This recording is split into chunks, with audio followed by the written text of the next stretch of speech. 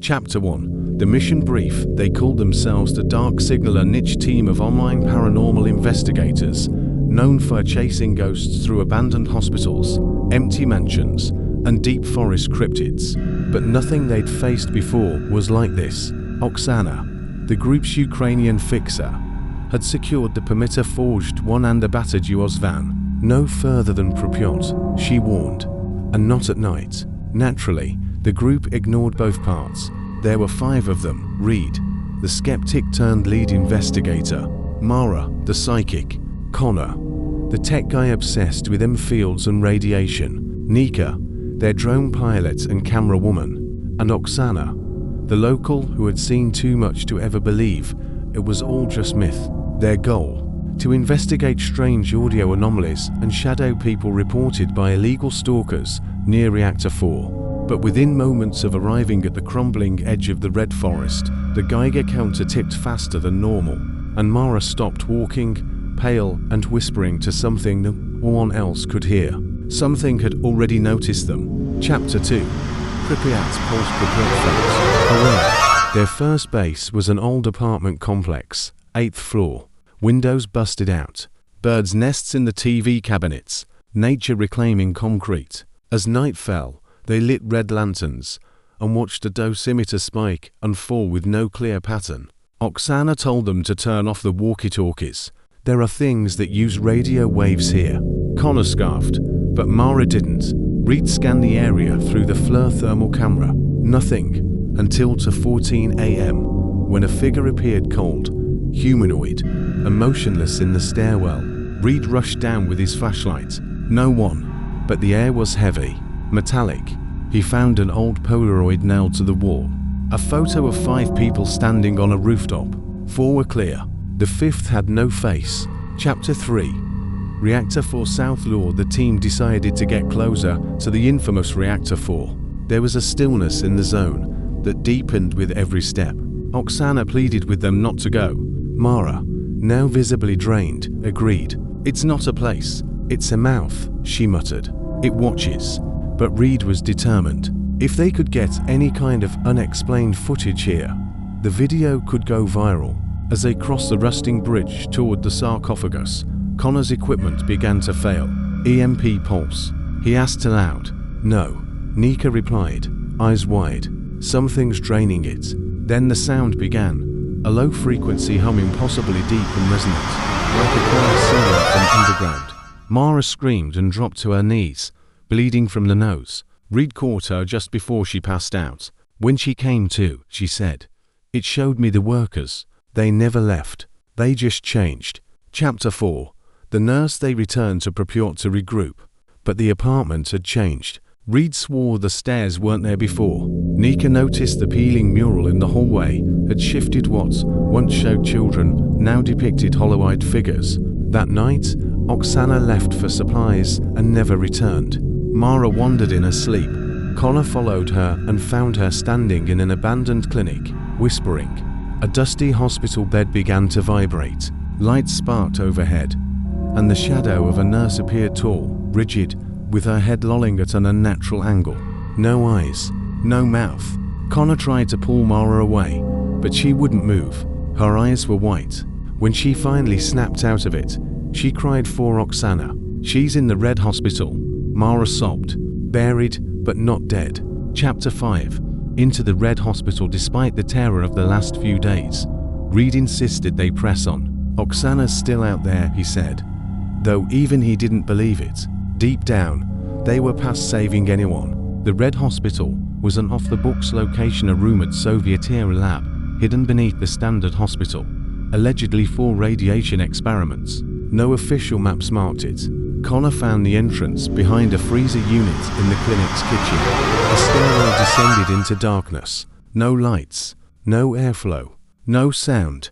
They entered with headlamps and backup batteries. Every step echoed like a funeral drum. The deeper they went, the more warped the halls became. Ceilings too low, shadows too long. Mara stopped in front of a rusted iron door. Her voice was not her own. This is where the veil thinned. She opened it. Inside was a gurney and Oksana, alive, but her eyes were completely black. Chapter 6. Oksana's eyes. Reed was the first to approach her. "Oksana," he whispered. She sat upright on the gurney, smiling, mouth trembling. "You shouldn't have come," she said in a voice not entirely hers. Connor stepped back, the Geiger counter clicking wildly. "She's irradiated," he muttered. "No," Mara corrected. "She's infested." Oksana, or whatever had taken her, stood with a natural stiffness. Her skin was too pale. Her movements didn't follow human rhythm. Her head tilted sharply, eyes glassy and black. Then she whispered something in Ukrainian. Only Nika understood. It woke up. "It knows your names." Chapter 7. Static in the walls. They fled the Red Hospital. Back at the apartment, Nika locked the door and barricaded it with furniture. But the zone didn't need doors. The walls began to buzz like distant radio chatter or old TV static. Connor's equipment detected shortwave signals, bouncing off nothing. He traced them to the electrical panel, where wires had long been dead, and then came a voice. "You see us now." Every camera turned on by itself. In every screen, a flickering figure in a lead apron. Eyes burned out, standing closer with every frame. Mara vomited black sludge. It moved like it was alive. They unplugged everything, but the static remained in their ears, in their skulls, in their dreams. Chapter 8. The Children's Park, desperate for answers. They visited the old amusement park in Pripyat, a place forever frozen in time-rusted bumper cars, the skeletal Ferris wheel, a carousel half swallowed by moors. Mara said the children still played here. As they filmed, shadows darted between rides. Laughter echoed, but hollow like someone imitating a child, not being one. Nika flew her drone overhead. The footage came back corrupted, except one clear shot. Dozens of children standing still beneath the Ferris wheel, all facing the camera, none with faces. Reed went pale. "We're in a loop," he muttered. "This isn't time. This is memory. Bleeding through." Mara nodded. "And it's feeding on ours." Chapter 9. The lead coffins. Connor found an old service map. It showed something buried beneath Reactor 4 Object 0, a chamber sealed with lead, surrounded by concrete and forgotten by officials. Only rumors remained. They voted. The team would go. As they reached the site, the environment began to break down. Gravity felt wrong. Connor stumbled and hovered inches off the ground before falling. Nika's voice came out delayed, echoing like a broadcast from deep space. At the sealed hatch, symbols were etched in rust, non-Cyrillic, older than the USSR, older than writing. And then Reed's flashlight caught the carvings. Names. Their names. All 5 of them. One of them was already crossed out. Chapter 10. Into Object 0 they entered.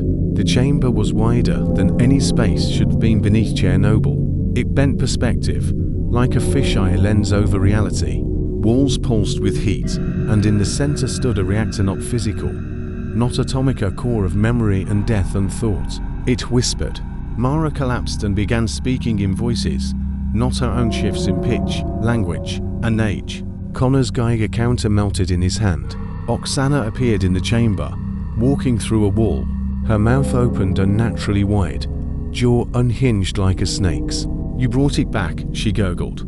Nika tried to run, but the hallway no longer existed, and behind them, the static turned into screaming. Chapter 11. The rift. There was no exit. Where the hallway had been was now a sheer drop into lightless void. Connor threw a rock in. It never made a sound. The reactor's core pulsed like a living heart. "Time's breaking," whispered Nika. "We're not in the exclusion zone anymore." The group split. Reed and Nika climbed a spiral staircase that hadn't been there before. Connor and Mara circled the core, searching for a source. Along the way, Reed touched a wall and felt memories, not his own. Men in Soviet uniforms, screaming as their skin blistered from invisible heat. He pulled away too late. Now he remembered their deaths. Chapter 12. The spiral echo. The staircase twisted into itself, Escher-like, leading them back to the same level no matter how far they climbed. But each loop made it different. On the 3rd loop, the reactor core was gone.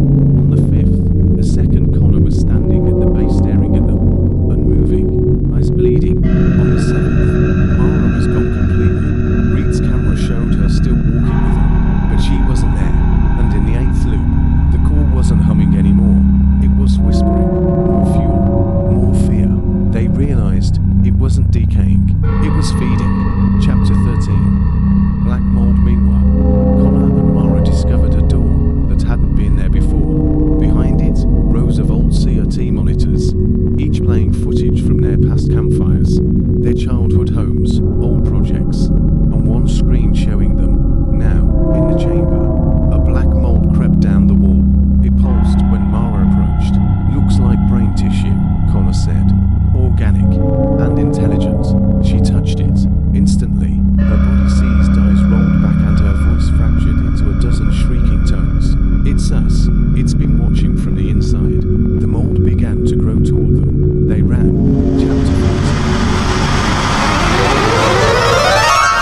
woke screaming. Connor dreamed he was drowning in lead. Mara walked endlessly down hospital corridors filled with weeping nurses. Reed had no dreams, only static. When Nika asked what he'd seen, he said, "Nothing. Just a voice saying it liked me more." They noticed his eyes were bloodshot. His shadow lingered a moment longer than his body, and when they filmed him, he didn't blink. Not once. They decided not to tell him. Chapter 15. The zone inside. They reached the final door. It wasn't rusted steel or lead-lined. It was made of bone and wire sewn from things they couldn't name. Behind it, not a chamber, but a forest. Dead pines. Red fog. The Ferris wheel in the distance. Somehow, the inside of the reactor had become the outside of Pripyat. "It's copied the zone," Mara whispered. "Or we never left." In the center of the woods stood a figure in a fireman's suit, helmet fused to skin. No face, holding a child's doll. It pointed toward them, and every tree whispered, "Welcome back." Chapter 16. The man in the suit, the fireman, stood still. Reed approached. "Who are you?" he asked. The doll in the figure's hand turned its head by itself. "I carried the core," the voice rasped from under the melted helmet. "I watched it burn. It wasn't a hallucination." The Geiger counters screamed when they neared him, but when Reed reached out, there was nothing, just air. Then the figure was gone. Only the doll remained, lying on the soil. Nika picked it up. It blinked. Chapter 17. Remember the fall? The doll whispered to Nika when the others weren't looking. Names, numbers, places she had never been, yet remembered. As they moved through the ghost forest, objects appeared that should not exist. A London street sign, a crucifix made of bones, a Polaroid of the team sleeping. Taken from above, Mara broke first. She began muttering, "We're already dead," over and over. Connor slapped her. She smiled and said, "You shouldn't have done that," then walked away into the fog. Reed ran after her, but Mara was no longer human when he found her. Chapter 18. Static flesh. Reed returned alone. His face was blank. "What happened?" Connor asked. She wanted to stay. Later, when they checked the camera feed, it showed Reed choking her, snapping her neck. But in his version she vanished. Reality was unraveling. Even the footage lied. Nika bled from the nose constantly now. Connor started hearing insects crawling inside the walls. None were there, or too many were. That night, Nika found Reed sleeping with the doll on his chest, stroking its hair. He whispered, "She likes me more than you." Chapter 19. The red signal in the forest's heart. A tower rose, part antenna, part obelisk. It pulsed with red light, like a heartbeat. Like the core, it had been transmitting for decades. Not to humans, but inward. They built this to contain something, Connor said. Something before Chernobyl. The Geiger counter spun wildly now. But the danger wasn't radiation. It was memory. The trees whispered his father's voice. The dirt stank of his childhood home. A phone rang in the static. Nika answered. A child's voice said, "You shouldn't be here." Then, "She's awake." Chapter 20. Collapse that night. The zone changed again. The sky blinked, replaced with flickering images, reactor fire, brain scans, their own deaths. Time folded. Reed walked into the forest and split into 3 identical versions of himself. One screamed, one cried, one laughed. Nika tried to shoot them. The bullet hit Connor. Blood sprayed across the moss. No more loops, he choked. She held him until he stopped, then turned, and all 3 Reeds were gone. Only the doll remained, smiling wider than before. Chapter 21. The reactor speaks. They reached it. The sarcophagus that once sealed Reactor 4 lay split open. Inside was no rubble, no machinery, just a spiral staircase of bone, descending into blackness. Nika hesitated. Reed clutched the doll tightly. "It's calling," he said. "She wants to show us." The descent took hours. Walls flickered with scenes from their lives only wrong. In one, Nika was dead at birth. In another, Reed never came back from Afghanistan. The doll hummed a lullaby. They descended deeper. Chapter 22. The ones below, they reached a chamber of teeth. Not bones. Teeth. The walls were lined with thousands of them. Human. Animal. Something else. In the center, a pool of mercury. and above it, the same antenna-like tower buried. From it, the signal pulsed. Not electromagnetic, cognitive. It's rewriting us, Nika realized. Connor half-conscious gasped. This isn't a ghost. It's a parasite that mimics memory. That's when the doll opened its mouth. Not mechanically, but like flesh. It whispered, "You brought me home." Chapter 23. Symbiosis. Reed knelt before the pool. The signal wasn't corrupting him, it was embracing him. "This is what I was always meant for," he whispered. Nika screamed, tried to drag him back. The mercury rose, grasping him like fingers. One belonged here. His body peeled apart like petals, revealing wires, veins, and images of the zone, of the doll factory, of ancient Slavic rituals buried before history.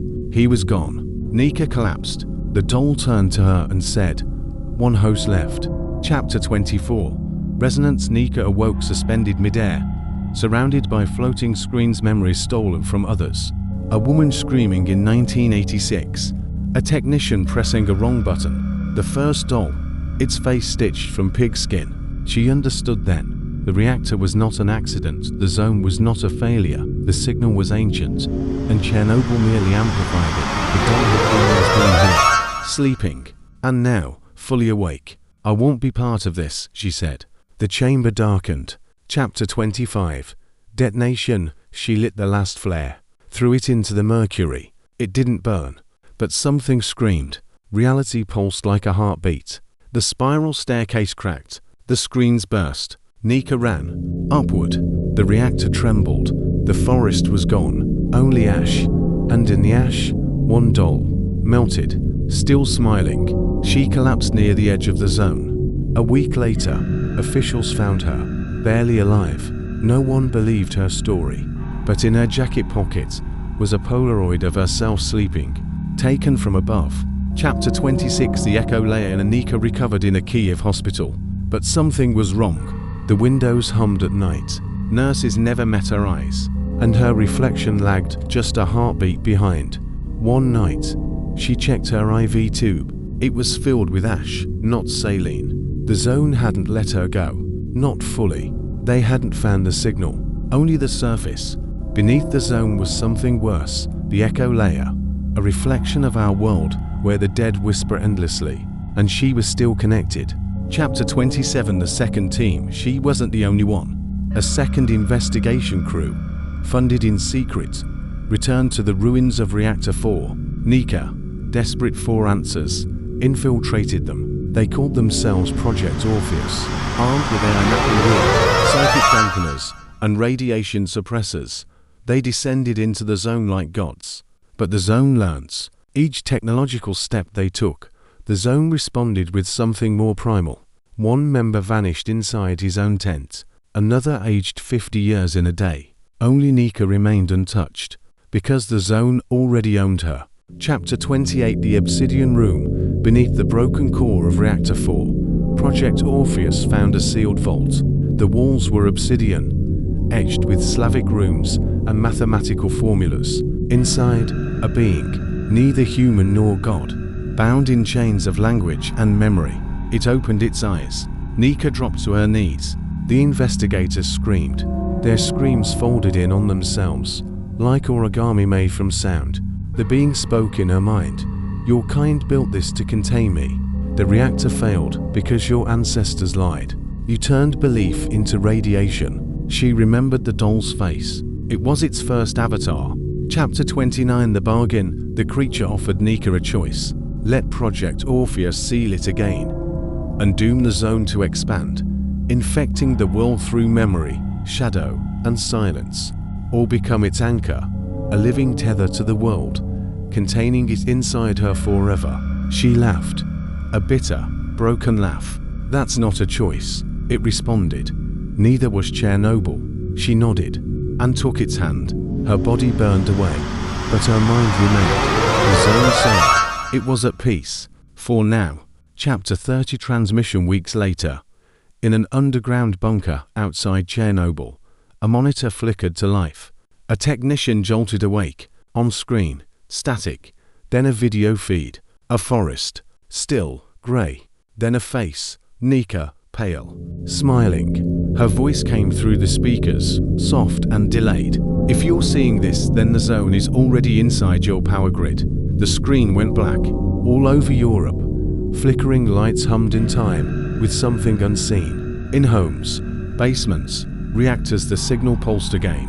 And in the darkness, a doll opened its eyes. The end.